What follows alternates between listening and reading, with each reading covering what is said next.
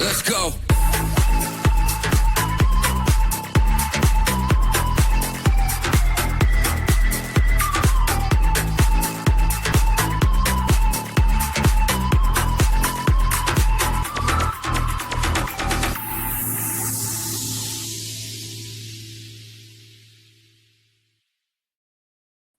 Hello and welcome to the Villa Park podcast. It's me, Rich, and yes, Talking Tactics is back. I'm here with Gareth to it's not a fantastic performance and a fantastic game to report back on, Gareth, but it is great to see you, mate. And we finally got the show back. How are you doing, my man? Yeah, I'm good. Yeah, thanks. Yeah, my bad, really. Just email issues as per. But yeah, it's nice to be back. And I quite enjoyed the game. I've got to be honest, I quite enjoyed it. Yeah, well, we'll get into it. I mean, obviously, there was parts of it where Villa competed well and went toe to toe, and then there was kind of parts where you think same old Villa going to a big ground, big team, not quite having enough to dig in and compete. But like you say, there was positives from it, and reflecting on the three games that we had, the Tottenham, Manchester City, and then Liverpool, I guess to pick up 6 points is a decent return. Yeah, it is. I mean, would anyone say we'd have gone to Anfield and won at the minute, even in with our form? Probably not. But then again, who's to say we would have won at Tottenham and Manchester City? But we did it, yeah. And I think you're dead right. I think 6 points from them 3 games is very good. Yeah, absolutely. Well, we're going to go right into all of the analysis as usual. But before we do, hit that like button, hit the subscribe button. We're marching on the road to 10,000 subscribers, and you can help us get there. So like, subscribe, get your comments in as well, and how pleased you are to have Gareth back. So many people tell me it's their favorite show of the week. So get your comments in and let us know. So let's talk about the tail of the tape, the match stats. Anything that you picked out here, mate, in terms of the analysis? I mean, it's quite even Stevens across the board, you would say, wouldn't you? I mean, the Liverpool press is probably a little bit more intense, you could say, but us at 11.72, it's not brilliant. But then again, I think these stats reflect a lot of sort of teams that are at our standard that you would see what they would get at Anfield. And would you suggest that Liverpool, yes, there was probably the key periods, maybe 10, 15 minutes before half time, 5-10 minutes after half time, that they maybe stepped it up, but would you sense there was a little bit of tension, a little bit of not necessarily wanting to take too many risks that they might have done had they been in full flow? Yeah, definitely. I mean, they'd lost quite a few games in a row, hadn't they? So, I mean, I think every chance was there, and the crowd were a little bit sort of, dubious at the start. But we'll see this on the XT momentum, actually, that just before half time and around that sort of time, you are exactly right, that they sort of stepped it up that little bit more, and it kind of caught us off guard a little bit. We got a bit too comfortable in ourselves, I think. Yeah, it's weird, isn't it? How you can just the game just ebbs and flows so much that you have to score in your moments, and that's, I think, where Villa will learn their lesson. Yeah, definitely. Yeah, exactly.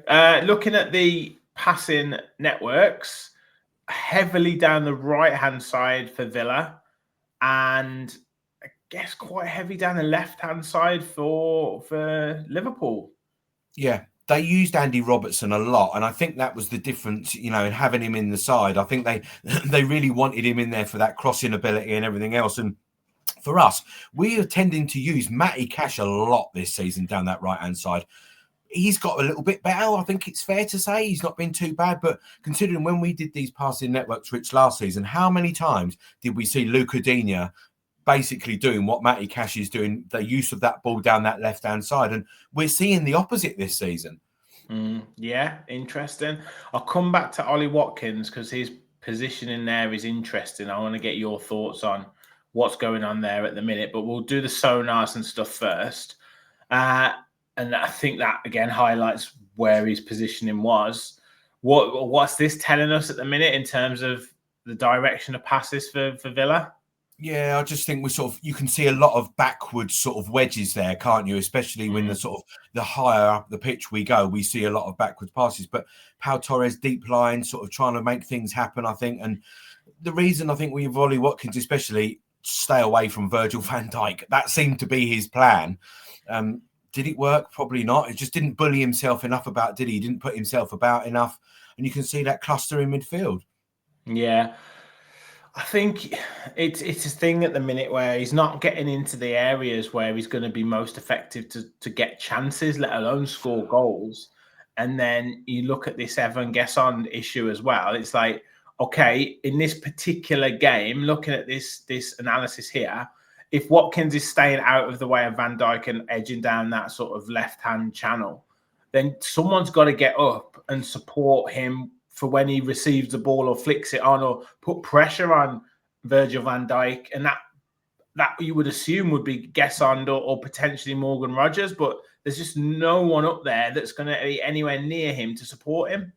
No, and I think they were sort of quite conscious about Gakpo and etc. Sort of the pace up for Liverpool up front and playing balls over the top if Villa were to press higher. So which they didn't really do. But for me, you say about Gesson, and I agree with you to an extent, but it's Morgan Rogers for me. Morgan Rogers has got to be pressing up alongside Ollie Watkins. They seem to play this sort of a 4-4-2, if you like, out of possession.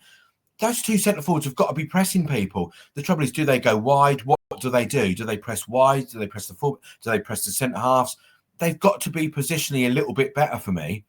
Yeah, it was cool. You know, we had moments where we had the ball and Rogers in particular was really good in that first 20 minutes progressing the ball. But yeah, that pressing in terms of hunting in packs away from home at these kind of grounds, it does seem that we get a little bit isolated at times, and then we're not really structured in how we press. No, and unless you're a PSG at Anfield, you're not capable of pressing teams that high. Manchester City possibly, but it's very, very risky to be pressing Liverpool at Anfield high up the pitch. You are going to get caught out in behind, and even though we've got some pace at the back, it was risky business. So I think he was caught between a rock and a hard place about what to do. Yeah. Quick look at the Liverpool sonars to sort of back up the passing network. Anything to sort of discuss here? Anything that you picked out? I mean, you can just see how high sort of the centre backs are for a start. That's an average, by the way, so they're going to be in our half for a great deal of that time. But you can see the congested midfield, and you can see the two players at the top. I can't quite see the names of who they are, but you can see what's going on. Yeah. Gakpo and Ekitike. Yeah, sorry, I can't see him. Yeah, but playing quite close together as well. Yeah. And that's the link up, isn't it? That's the link up that they want to do. That's where Rogers and Watkins have got to be. That they've got to be those two sorts of players, really. Yeah, absolutely. I mean, it's a strange one, really, because this time last season and across most of last season, we were talking about, well, where would the goals come from if Rogers and Watkins don't score, because they had such a great link up. Whereas this season, we've hardly seen it. There's none of these sort of, we saw it again on Sunday in parts. I haven't seen it a lot this season, but we spoke about it a lot. When they play centrally, bang, bang, 3 passes through, they're into Rogers and he's on the turn and he's in, and Watkins can make that run. We don't see that enough. We're not seeing it. We're seeing balls out to Matty Cash, who then turns back and plays back to Konsa, who plays it to top. And we're not seeing enough of that sort of central vertical passing, if you like, that made us so good in that box midfield. And that has to be better. Play to your strengths. How many times last season did we say it when they stopped doing it? Yeah, and you might say that teams are getting cottoning onto it and getting used to it, but that quick passing, like you've seen there, the distance between Rogers and Watkins, so it's not as if even they're attempting to do it. It's that's just easy to play against. So yeah. If you were close together, I feel like this season, Emi Buendia has been a key to the kind of knitting the play together, essentially as more than Morgan Rogers has, really. Yeah, I thought he was badly missed. I've got to be honest against Liverpool, because his hold-up play has been really good for a little guy. The hold-up play has been the ability to turn and the link up with Rogers and Watkins has been good. I just think Rogers is quite stiff in his position on that not left-hand side, but in that sort of that pocket, if you like, the half space. Whereas Buendia tends to move across a lot more sort of fluidity in his movements, and I think that's what was missed. Yeah, let's look at the XG and the total shots. So obviously we know the 2 goals for Liverpool.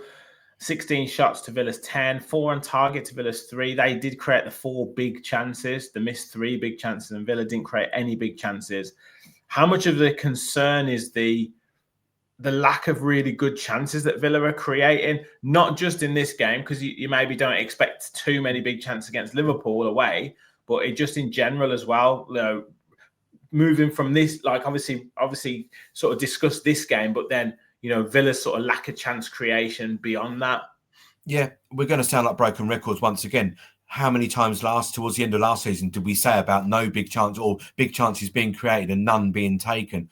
They have to be better at it. You know, that shot map is a perfect example of what they will put on an analysis screen and say to the Liverpool defenders, boys, this is perfect. This is what we want to see. Restricting shots from outside the box, low XG shots, total low XG in general in the game. It's a perfect example of it. Yeah. I mean, in Villa's credit as well, I know Liverpool did create a lot of big chances, but the average distance isn't, you know, they were having a fair few shots from outside the box as well. And if it wasn't for the you know, the giveaways that we gave in terms of particularly the first goal, it wasn't too bad in terms of our defensive structure, but it all links back to this knitting of the forward players together. There just seems to be so disjointed. Once it gets past Kamara and Onana in particular and goes out to Cash, once it gets into Gesson and Watkins and Rodgers, there's just doesn't seem to be that natural link up at the minute. No, there doesn't. And that's got to be sort of in training and stuff like that. But sometimes that comes a little bit naturally. We saw it with Gakpo and Ekitike, didn't we? You know, they link up really well and there's that sort of understanding already. But yeah, we need to be better at that. Definitely. Let's just take a look at the expected threat. You did tease this earlier, talking about sort of an even game, but then Liverpool stepping it up just before half-time in particular. Yeah, exactly. And, you know, and they sort of scored right on half, you know, that sort of period of time, didn't they? And it was not ideal for us. We actually created better XT in total than them throughout the game, believe it or not. And it was a funny thing to see because we just weren't taking, as you say, those chances. But Liverpool are pretty consistent in this sort of stat. So difficult for us again. Yeah, absolutely. And I guess we'll talk about it in a second when we get onto the goalkeeping performance. But you just can't afford to give up a goal just before half-time, can you? Not like that. yeah. Precisely. Let's look at the distances covered. Anything to discuss here? Anything that you picked out in particular? Just, you know, Boubacar Kamara again. We can say has covered a fair bit of ground as he always does. But you know, one thing you see is there. Look at Virgil van Dijk, for example. You know, he's a centre half, by the way. You know, so that's the difference in sort of being able to move around the pitch a bit better. But yeah, and I mean, not too much that you can probably say. I mean, Anana's obviously, you know, injury and that struggled a little bit. But I mean, there's not much to say. Is this really something that jumps out to you, mate? Evan Gesson, 3 kilometres.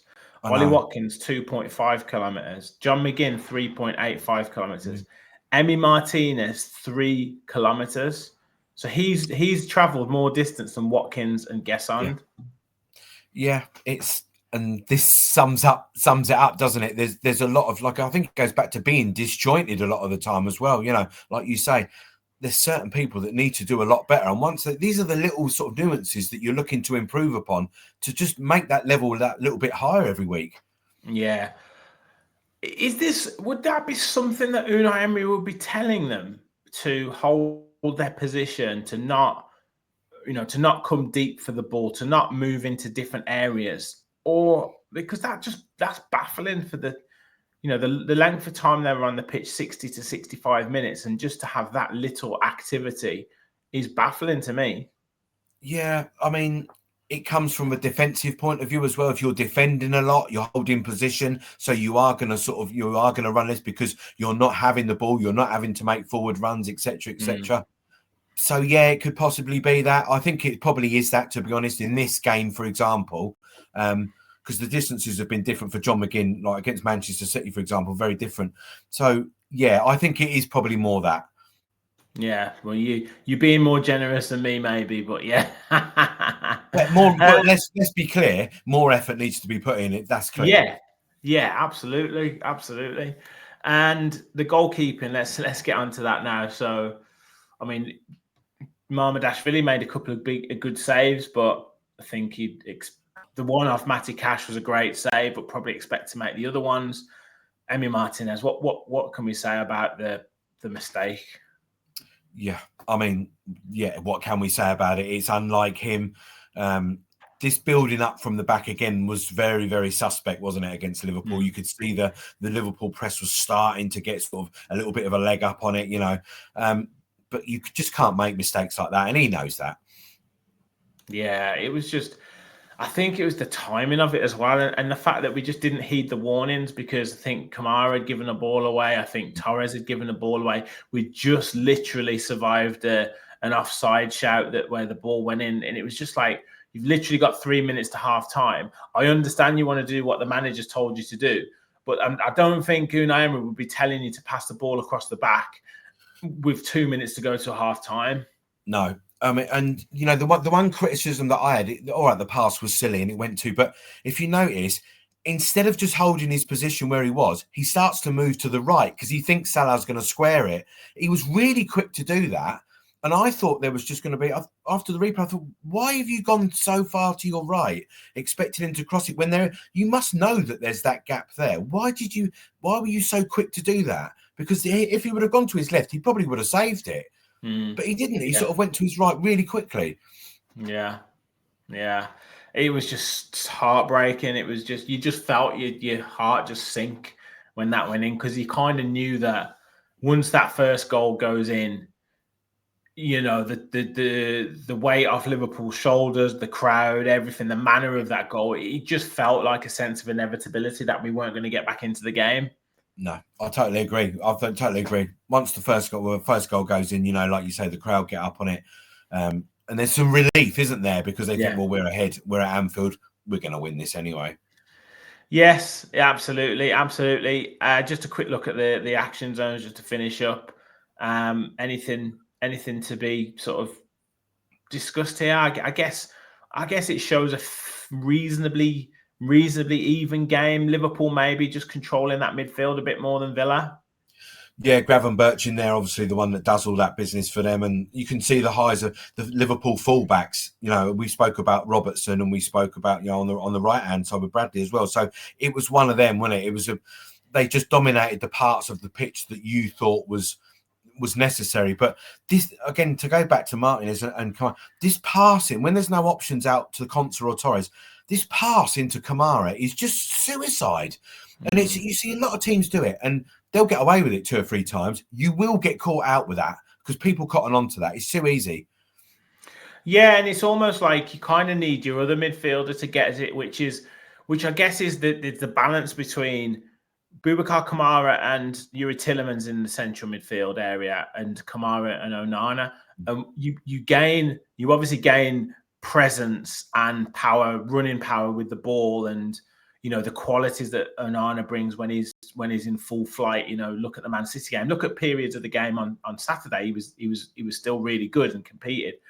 But when you've got Tillemans and Kamara in there, both of those players can receive the ball under high pressure. So it's not just going to Kamara. And you could see Liverpool just targeting Kamara straight away, like putting 2 or 3 men on him. And like you say, at some point he's going to get caught. Whereas if you've got Tielemans and Kamara who can both receive it under pressure, then you don't know which one it's going to go to. Yeah, you do. I feel a little bit for Kamara when Tielemans isn't there, because for me, Boubacar Kamara and Tielemans, they're undroppable, aren't they? When they're fit, they're undroppable. Onana is very, very droppable at times. You know, he's not that sort of player, as you rightly point out. So when you've got those 2 in there, it is much better, and the balance is better. But I do feel for Kamara because he gets through so much work when Onana's there. And Onana's a good player, don't get me wrong. But when he's got Tielemans there, Tielemans does the offensive, you know, more the offensive side of the game, and Kamara's allowed to sit. Whereas when he's with Onana, they're both having to do both jobs almost. And I think Kamara struggles with that.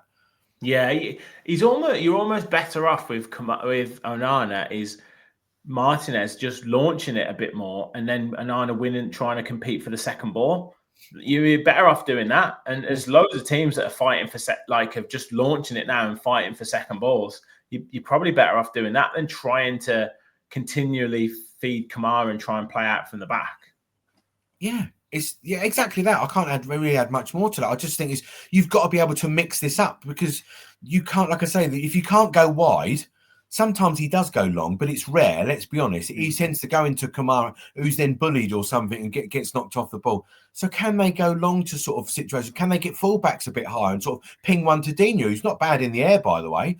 Just do something different. The amount of times he doesn't try to hit Watkins, for example. He just doesn't. They just don't do it, do they? So they've got to mix it up more. You're dead right. Yeah. Well, we'll see what happens this week. Obviously, we've got Maccabi Tel Aviv in the Europa League. I'm sure there'll be a few changes in that. It'd be good to get back on track, not only in victories, but also in that Europa League as well after the last game. And then Bournemouth on Sunday, sorry. A big game, mate. A big game, because obviously if we win that takes us to 9 points from the last 4 games going into the international break. I think that would put us just above sort of a par average points total. If we lose the game, though, it does really put us a step back again from where we were before. Yeah, big game for me. Is a big game, because they're our level. Let's be honest. They've come up to our level almost, if you like. So they're a very good side, Bournemouth, very good. And I don't want to predict that. I'm going to go for a difficult one. I will go for a draw. Yeah. Well, we'll see. I hope for a win. But last season they got a last kick of the game goal to get a draw, and they never give up with that Iraola team as well. They want to get one over us on us because we beat them at their place as well towards the back end of last season. So it's all shaping up to be a huge game, because we win. I think we go same points as them. They win. Obviously, they continue their sort of surge into the top 4. So massive game, mate. And I'm sure we will be back to report on that next week with Talking Tactics. Now we have sorted all our technical issues out. Gareth, it's been a pleasure having you on, mate. Now you're back on track. Where can people find you on social media and everything like that? Yeah, you can find me at that Grata JC, or we'll put some stuff on that one video analysis. Brilliant stuff. I'll be back very soon, actually. I'm recording this Tuesday evening, but we've got Fans Forum coming up very soon. If you're catching up, then watch the Fans Forum as well after this. I'll be back with the live watch-along as well for the Maccabi Tel Aviv game, preview for Bournemouth coming up as well, and live watch-along for the Bournemouth game. So loads of shows on the channel. Make sure you hit that like button. Make sure you hit that subscribe button. Thank you all for watching. And as always, remember, we all follow the Villa.